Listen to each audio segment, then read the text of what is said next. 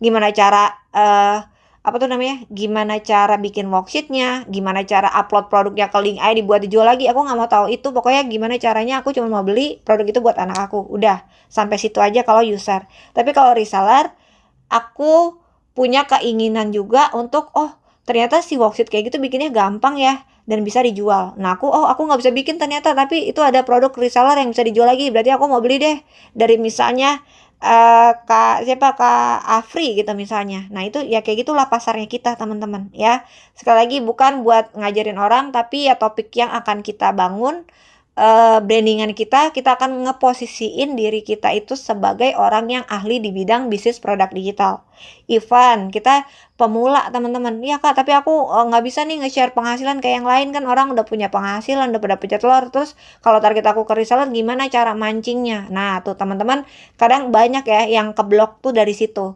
Belum punya penghasilan lah, bingung ya, aku nggak bisa ngajarin orang, kebloknya dari situ. Padahal konten edukasi itu tentang produk digital itu bisa semudah kita bikin konten tutorial tentang link ID, step by stepnya ya, misalnya kayak gini, 3 cara untuk bisa mulai jualan produk digital. Siapkan produk gitu ya, siapkan toko, promosi. Nah itu udah edukasi tuh teman-teman gitu ya, informasi bagaimana cara memulai bisnis produk digital ini, itu yang akan kita sampaikan. Tutorial link ID itu yang akan kita kasih sharing di kontennya kita kak. Tapi kan udah banyak nih yang bikin konten tentang tutorial link ID, dan itu kan gampang ya kak gitu ya, udah banyak juga yang nge-sharing. Apakah masih worth it aku bikin konten yang sama? Jawabannya masih. Karena gini, misal nih aku udah pernah bikin konten tentang cara, aku udah beberapa kali di konten aku ngulang topik yang sama, tapi selalu audiensnya yang nonton konten itu berbeda dan selalu view-nya naik teman-teman. Berarti artinya apa? Artinya orang yang kita, masyarakat tuh luas banget. Orang yang nyari peluang bisnis, peluang pekerjaan itu pasarnya gede banget. Jadi teman-teman jangan, ya orang udah banyak yang bikin topik ini, nanti kalau aku bikin lagi topiknya aku nggak ada yang nonton gitu ya, karena udah pada tahu. Belum tentu orang yang ngeliatin konten aku ya itu apa namanya, ngeliatin kontennya teman-teman lagi, bisa jadi orang yang berbeda. Begitupun sebaliknya ya. Jadi pokoknya apa yang bisa kita sharing tentang Link ID, tentang bisnis produk digital, tentang Canva, semudah yang temen pikir aja gitu ya. Ya ini mah kayak sepele nih, nggak perlulah kalian posting gitu ya misalnya. Belum tentu menurut orang lain itu sepele, bisa jadi itu informasi yang mereka butuhkan saat itu. Kayak gini, cara mindahin posisi folder di link ID. Nah itu kan kalau teman-teman yang udah bisa pasti ya lah begini doang gitu ya. Nah padahal itu belum tentu orang yang ada yang nge-searching gitu teman-teman nih, gimana cara memindahkan file link ID misalnya kayak gitu. Nah itu pasti ada aja yang nyari teman-teman, karena itu tadi banyak yang mau belajar, banyak yang lagi mau berkecimpung di bisnis ini ya. Pasarnya itu sangat besar ya, peluangnya teman-teman gede. Even nih kita nih 49 orang yang ada di sini yang nontonin yang join di Zoom aku malam hari ini ya. Kita misal event punya target yang sama nih di reseller, kita nggak akan rebutan target market teman-teman. Pasti si TikTok ini ngarahinnya ke target market yang masih luas itu gitu ya. Pertama kita samain dulu mindsetnya ya, biar teman-teman apa ya, fokusnya tuh lebih ke gimana mengedukasi calon pembeli produk kita, calon followers kita teman-teman. Nah kontennya tuh kayak ya kurang lebih kayak aku lah ya, udah pasti. Kalau kontennya teman-teman kalau apa konten sorry kok konten, kalau misal teman-teman target marketnya ke reseller, ya udah pasti kontennya kurang lebih kayak aku nih, ya. Edukasi gimana caranya ada peluang bisnis ini. Misalnya kita ambil POV-nya aku ibu rumah tangga, berarti konten kita akan ngambil keresahan ibu rumah tangga apa sih yang mau jalanin bisnis dari rumah gitu ya. Misalnya nggak bisa ninggalin anak nih gitu ya, nggak bisa ninggalin anak kerja, udah capek kerja di rumah, terus penghasilan segitu-gitu aja misal ya. Kita ambil keresahan itu teman-teman untuk kita bangun brandingan kita sebagai posisi tersebut. Kita ambil POV-nya. Kalau aku ngambil POV ibu rumah tangga yang ngejalanin bisnis sambil punya anak gitu ya dari rumah. Itu POV atau brandingan yang aku angkat. Kalau misal teman-teman karyawan gitu ya, jangan ambil POV yang sama kayak aku. Kita nggak bakal relate, teman-teman nggak akan relate ke marketnya teman-teman ya. Jadi kita ambil gini, teman-teman karyawan, berarti POV-nya kalian adalah karyawan yang butuh side income, uang tambahan di luar gaji utama. Bingung misalnya gini, bingung gaji asal lewat aja, misalnya kayak gitu ya. Jadi keresahan-keresahan itulah yang akan kita angkat. POV itulah yang akan kita ambil. POV itu akan diambil sesuai background teman-teman saat ini. Kalau sekarang ibu rumah tangga, POV-nya ibu rumah tangga. Kalau sekarang karyawan, ambil POV karyawan. Mahasiswa, POV mahasiswa ya. Apalagi dokter, guru, nah itu bisa tuh ya teman-teman, sesuaikan POV-nya kalian masing-masing. Nah, kemudian kontennya ya kayak begini aja nih ya. Produk digital. Nah ini salah nih. Kita cari yang edukasi dulu aja ya. Edukasi produk digital. Pokoknya semua hal yang berhubungan tentang edukasi produk digital bisa teman-teman ambil. Nih, misalnya ya. Nah, nih kayak gini-gini nih. Nih konten-konten kayak gini nih teman-teman tuh. Ini kan kalian nggak harus punya penghasilan bisa posting ini. Nggak harus tahu, orang nggak tahu teman-teman udah jago atau belum, ini pemula atau enggak. Ya, orang tahu itu dia dapat informasi apa, dirasa kontennya teman-teman bermanfaat, dia love, dia share, dia save. Kontennya teman-teman naik, ada yang komen, berminat tuh ya. Kayak gitu teman-teman. Jadi kita nggak harus nanti tunggu jago dulu baru aku bisa share-share kayak gini kak ke orang lain. Enggak teman-teman, aku juga waktu aku mulai konten aku ya aku sharing-sharing aja, cari tahu aja kok orang suka sharing apa sih tentang bisnis produk digital, itu yang aku kemas ulang. Jadi aku ambil POV-nya aku, misal kayak gini nih, harus mulai dari mana masuk ke bisnis produk digital plus dapat gaji gede. Nah nih berarti kalau aku POV-nya ibu rumah tangga, berarti IRT harus mulai dari mana untuk jualan produk digital plus dapat penghasilan dari rumah. Tuh ya, itu poinnya sama, tapi aku ambil POV-nya aku. Gitu ya teman-teman, baru selebihnya samain aja nih. Tuh ya, tinggal diungkapkan apa sih bahasanya ya? Dijelasin ulang pakai kata-katanya teman-teman sendiri. Gitu ya. Jadi semua akan balik lagi ke POV-nya teman-teman sekarang. Karena gimana? Kenapa kak harus pakai POV? Yang pertama, supaya audiens kita itu relate. Setiap konten yang kita bikin itu nggak pakai sandiwara. Gini maksudnya. Kalau aku ibu rumah tangga, aku akan lebih gampang bikin kontennya adalah pada saat aku sama anak aku. Gitu ya, aku lagi nyapu, aku lagi ngepel, beberes rumah, itu kan konten yang paling gampang ya yang aku bisa bikin. Jadi aku nggak harus siap-siap dandan pakai baju ini, aku harus jadi karyawan dulu karena aku ngambil POV karyawan padahal aku ibu rumah tangga. Itu yang pertama, sebenarnya lebih ke situ supaya apa ya, setiap orang lihat video kita tuh orang jadi gampang relate. Oh iya nih begini ya, iya nih aku juga sama nih kayak gini gitu. Oh dia bisa tuh jualan produk digital juga ibu rumah tangga, aku juga mau ikutan, misalnya kayak gitu ya. Gitu ya teman-teman. Oh dia karyawan juga bisa tuh ngejalin bisnis produk digital juga. Nah jadi orang tuh tertarik karena POV tersebut. Jadi kita angkat keresahan, kita ambil POV-nya sesuai background kita masing-masing. Nah kayak gini aja nih teman-teman. Udah tuh ya, bikin konten edukasi. Tuh ya, banyak nih pasti teman-teman sering nih kayak gini-gini nih. Cuma mau lakuin hal yang Nih konten-konten edukasi begini boleh banget nih temen-temen bikin ya.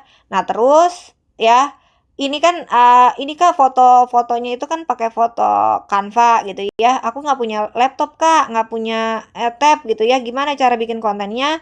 Pakai foto video random kalian aja teman-teman. Ya lagi ngapain?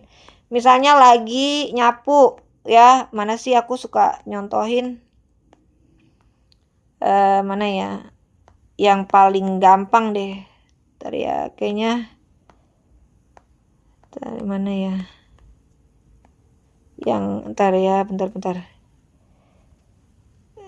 Oke, yang nih ya, kalau teman-teman disuruh bikin video-video kayak gitu kan nggak bisa, susah. Ya emang nggak harus ya.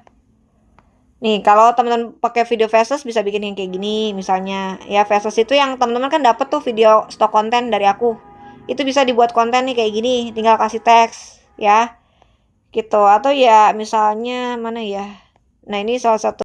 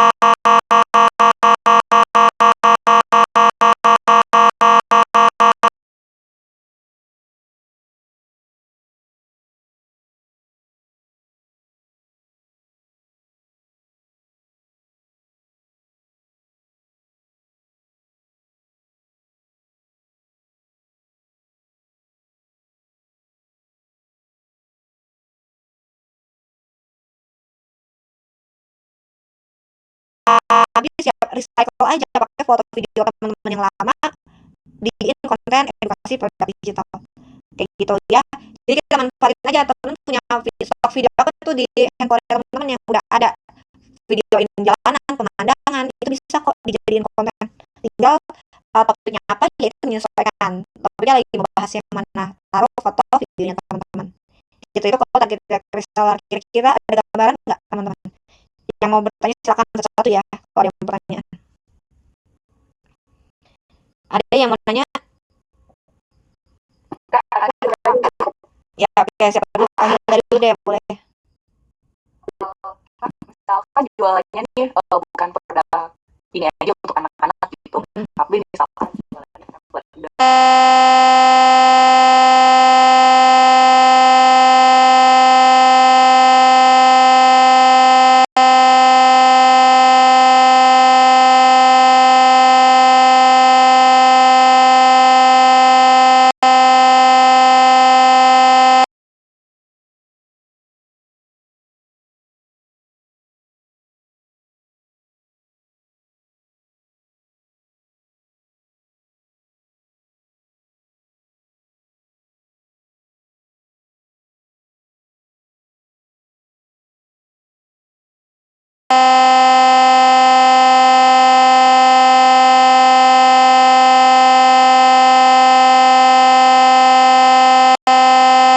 ada baju gitu ya, itu produk tambahan aja.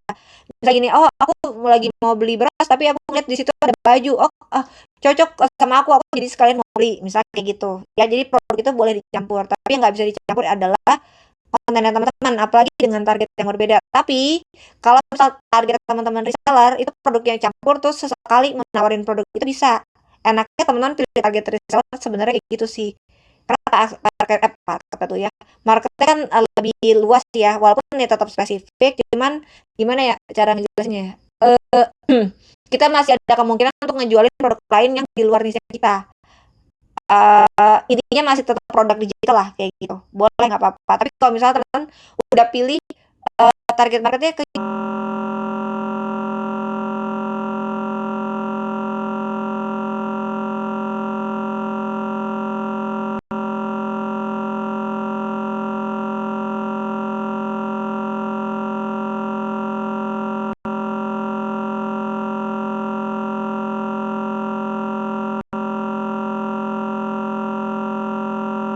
tadi siapa lagi yang mau nanya? Kakek, boleh. Aku mau nanya Kak. Iya, silakan. Misal nih Kak, kayak aku kan nih ibu rumah tangga juga. Nah, kalau misalkan aku hobi masak nih Kak. Nah, itu kalau misalkan aku mau bikin konten itu baiknya yang dikontenin apa ya? Apakah aku saat